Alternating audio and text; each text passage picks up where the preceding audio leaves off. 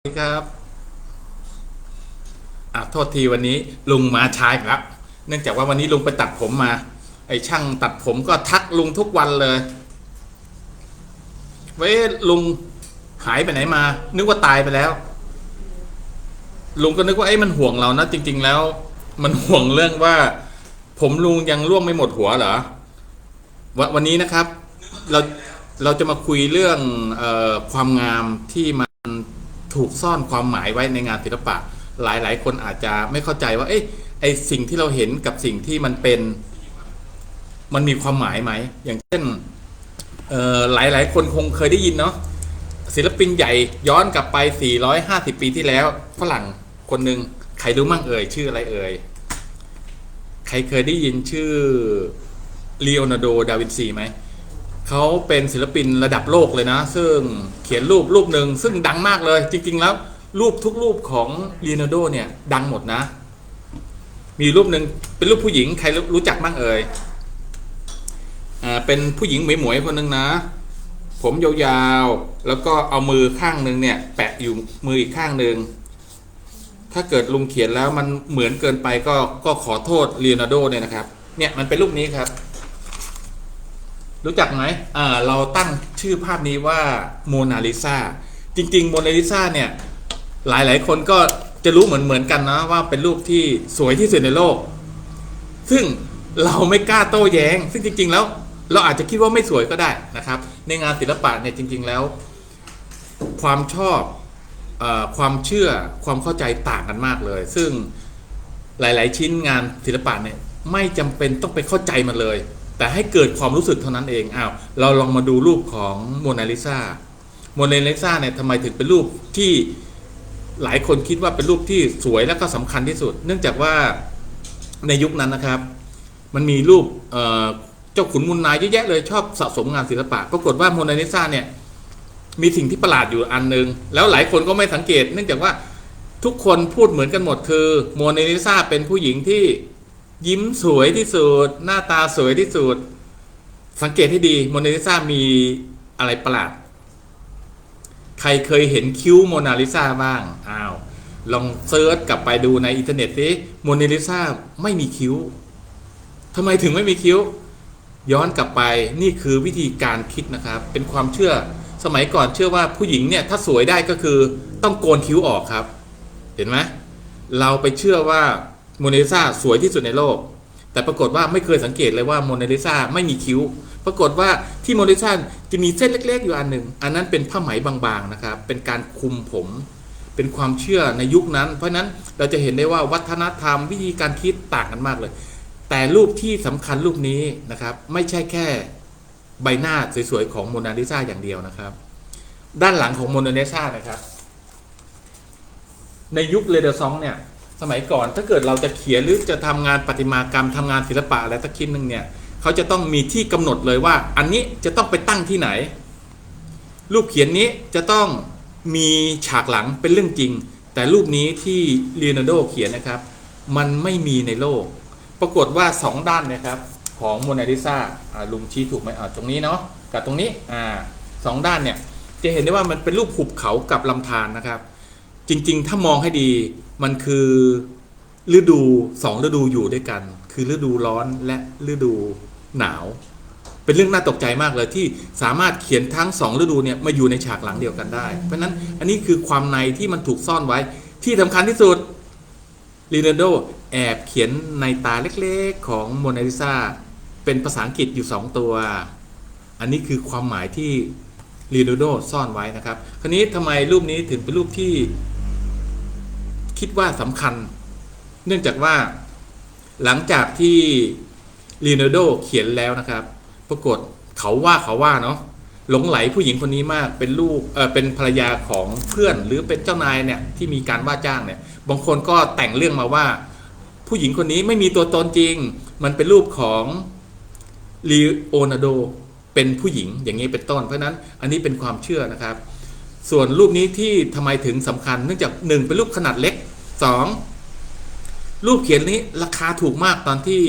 ลีโอนาร์โดได้รับจ้างเขียนนะครับแต่ปรากฏว่าไม่รู้อีท่าไหนเมื่อเขียนเสร็จแล้วเนี่ย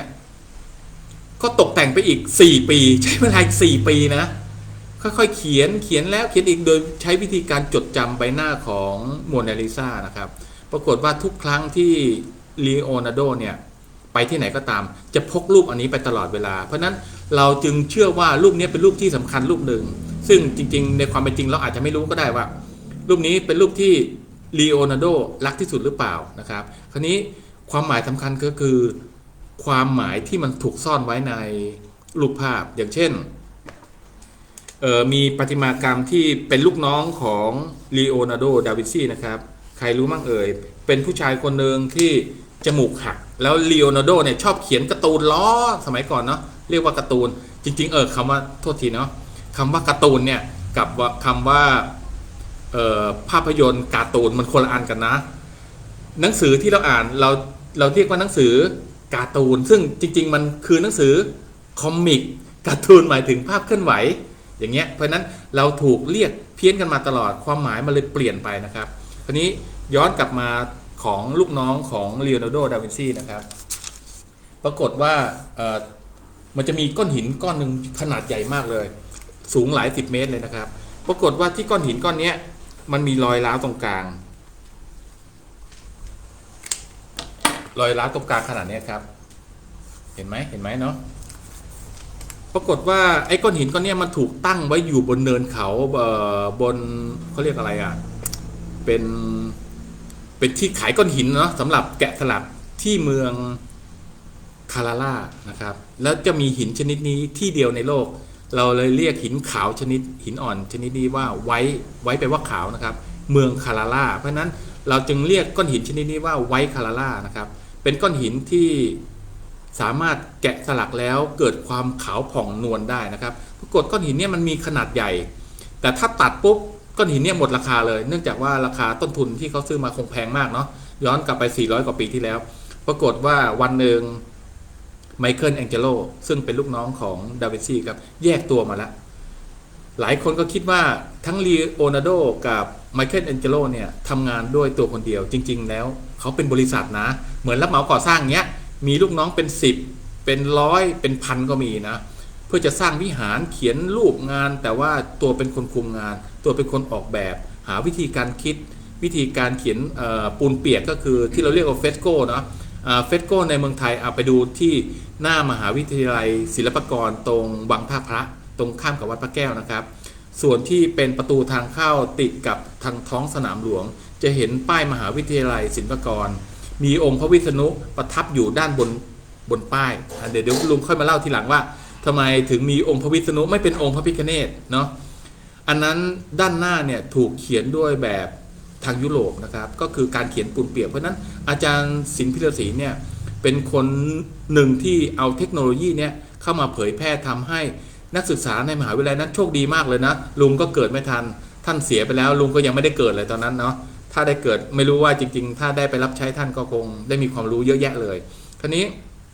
การเขียนปูนเปียกเนี่ยคือการต้องวางแผนนะครับระหว่างที่ฉาบปูนให้มันมีความเค็มของปูนพอเหมาะถ้าปูนเค็มมากสีก็จะก่อนร่อยพองออกมาเพราะนั้นทุกอย่างจะต้องพอดีมีการวางแผนลวดลายมีการออกแบบทั้งสีถูกผสมมาเรียบร้อยแล้วสมัยก่อนยังไม่มีร้านขายสีอย่างบ้านเราเนาะแม้กระทั่งสมัยของลีโอนาร์โด ดาวินซีก็ยังใช้ระบบการกวนสีเองขูดเองแม้กระทั่งการแกะสลักครับย้อนกลับมาถึง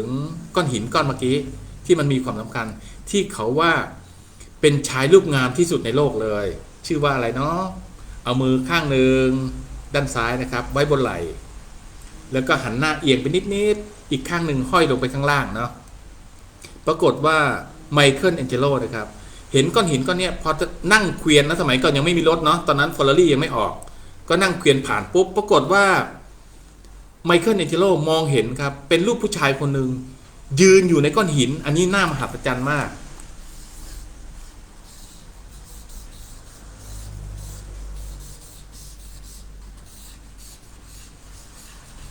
ปรากฏว่าก้อนหินก้อนนี้นะครับมันมีลักษณะแบนด้วยเนาะแล้วก็มันมีรอยแตกตรงนี้ครับปรากฏว่าไมเคิลแองเจโลเห็นเป็นรูปเดวิดยืนอยู่กลางขานิดนึงอยู่ตรงช่องแตกพอดีเลย เพราะฉะนั้นส่วนที่มันแบนนะครับไม่สามารถยื่นหน้าของเดวิดออกมาได้ไมเคิลแองเจโลก็เลยหันหน้าของไมเคิลเนี่ยผินไปทางด้านที่มือถูกยกนะครับลืมไปก้อนหินก้อนนี้มันมีรอยแหว่งตรงนี้อีกนี่ไมเคิลแองเจโลมองเห็นรูปคนยืนอยู่ในก้อนหินนะครับเสร็จแล้วก็ยกมือด้านหนึ่งไอ้ด้านที่ยกเนี่ยครับจริงๆมันคืออาวุธของเดวิดเป็นเชือกหนังเส้นบางๆนะเหมือนเข็มขัดเนี่ยจะเป็นถุงเนาะแล้วก็มือห้อยอีกข้างหนึ่งที่งอๆอย่างเงี้ยครับถ้าสังเกตให้ดีจะเป็นก้อนหินอยู่ข้างในมือเนี่ยไอ้ก้อนหินตรงเนี้ยเขาไว้ใส่ผ้าหนังไอ้ตัวเนี้ยครับแล้วก็ทำการเวียงแล้วก็ปล่อยชายข้างหนึ่งทำให้ก้อนหินเนี่ยพุ่งออกไปเหมือนลูกปืนใหญ่เลยนะไปถูกเจ้ายักษ์ตัวหนึ่งที่มีตาเดียวเนาะถูกเข้ากลางหน้าผากเลยปุ๊บตายเดวิดก็เลยมีชื่อเสียงโด่งดังที่เป็นชายรูปงามปราบยักษ์ได้นะครับเพราะนั้นไอ้ความในที่ถูกซ่อนไว้เนี่ยในยุคของเรเดอร์ซองเนี่ยครับจะเห็นได้ว่าเกิดภาพสลักภาพเขียนที่เป็นเปลือยหมดเลยเนื่องจากว่าในยุคนั้นมีความเชื่อเรื่องความงามของสรีระจริงๆเสื้อผ้าไม่เกี่ยวเพราะนั้นจะเห็นได้ว่าจะมีรูปผู้หญิงที่เป็นนูดที่เราเรียกว่านูดเนาะผู้ชายนูดมีไหมมีเหมือนกัน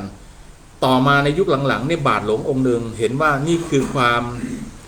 อุบาทในวงการของศาสนาเพราะนั้นก็เลยไปจ้างศิลปินอีกคนหนึ่งแกะสลักเป็นรูปใบเปเปิลเนาะไอเหมือนกับของตราประเทศอะไรนะแคนาดาเนาะเอาแปะไว้ตามอวัยวะเพศต่างๆแม้กระทั่งรูปเขียนของไมเคิลแองเจโลที่เขียนบนผนังโบสถ์ก็เอาคนไปทาสีเปลี่ยนปิดอวัยวะเพศเพราะนั้นความเชื่อแต่ละยุคแต่ละสมัยเนี่ยมันถูกซ่อนเร้นเก็บไว้นะครับแม้กระทั่งงานประติมากรรมเหมือนกันถูกแบ่งออกเป็นตั้งแต่ยุคแรกๆเลยมีความเชื่อเรื่องผิวกายด้านนอกเพราะนั้นเวลาแกะสลักปุ๊บเขาจะแกะสลักแต่ไม่มีในตาดำเหมือนกับการเอาเปลือกนอกแกะสลักจริงๆนะครับยุคต่อมาก็มีการค่อยๆเน้นเส้นเล็กๆเป็นตาดำยุคต่อมาก็ค่อยๆเจาะลึกเข้าไปเพราะนั้นในงานศิลปะเนี่ยถ้าสังเกตให้ดีมันจะถูกวิวัฒนาการมาตลอดเนื่องจากความเชื่อที่มันถูกซ่อนไว้คราวนี้ในความเชื่อของฝรั่งเนี่ยเหมือนไทยเหมือนกันก็คือศึกษาเรื่องดวงดาวพลังงานเพราะนั้นรูปเขียนงานแกะสลักงานถักทอการออกแบบเสื้อออกแบบภาชนะเครื่องใช้ถูกซ่อนเร้นกับสัญลักษณ์ไว้มากมายแม้กระทั่งตอนนี้ที่คนกรุงเทพชอบเนาะไปซื้อเขาเรียกขยะญี่ปุ่นบางทีก็มีขยะยุโรปก็คือของที่เขาทิ้งแล้วนะครับแล้วก็ไม่มีความจำเป็นเนื่องจากว่าต่างชาติเชื่อว่าของบางอย่างเช่นมันมี8ชิ้นหายไป1ชิ้นแตกร้าว1ชิ้นจะถือว่าเป็นของไม่มีมงคลแล้วก็จะทิ้งไปเพราะนั้นคนไทยก็ไปเอาพวกนี้เก็บกลับมาเนาะตอนที่ลุงไปท่องอยู่ในปาร์คตอนนั้นที่เราเรียกว่าเช็กสลวักครับลุงได้เห็นสิ่งของมากมายเลยที่ถูกทิ้งเกลื่อนเลยนะครับโต๊ะเก้าอี้ที่มันไม่เป็นชุดแต่มันมีความงามซ่อนไว้เยอะแยะเลยคราวนี้ความงามเหล่านี้มันถูกซ่อนไว้ในงานศิลปะลุงคิดว่ามันทุกชิ้นเลยนะแม้กระทั่งสีสามารถบ่งบอกเรื่องอารมณ์เรื่องความคิดนะครับมีช่างเขียนคนหนึ่งที่เราเรียกว่าจิตรกรใหญ่หรือศิลปินใหญ่เนาะในบ้านเราก็คือท่านอาจารย์จักรพันธ์โปยสกิจท่านเขียนรูปคนเนี่ยมันไม่ได้เหมือนนะดูให้ดีมันไม่เหมือนนะครับแต่มันโคตรสวยยิ่งกว่าเหมือนอีกเนื่องจากว่ามันมีอารมณ์ความรู้สึกของใบหน้าเจ้าตัวที่เป็นเจ้าของภาพนั้นจริงๆนะครับอย่างเช่นกลุ่มเพื่อนของอาจารย์จักรพันธ์นั่งสนทนากันคนนึงเป็นคนขี้เมาหน้าเขาจะแดงแล้วบ่งบอกเรื่องอารมณ์ว่าเป็นคนขี้เมา